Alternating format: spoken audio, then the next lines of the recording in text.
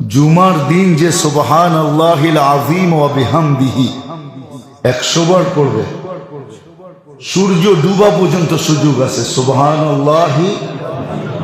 সুবহানাল্লাহিল আযীম ওয়া বিহামদিহি, সুবহানাল্লাহিল আযীম মনে থাকবো।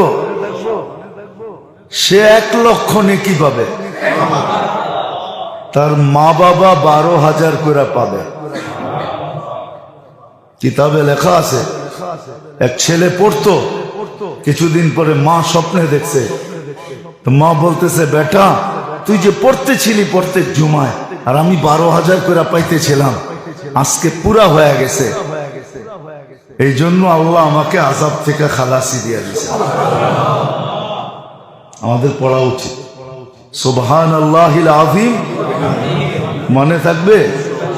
হ্যাঁ না মনে হয় ভুলে যাবেন, লেখা রেখেন সুবহানাল্লাহিল আযীম ওয়া বিহামদিহি 100 বার, বেশি সময় লাগে।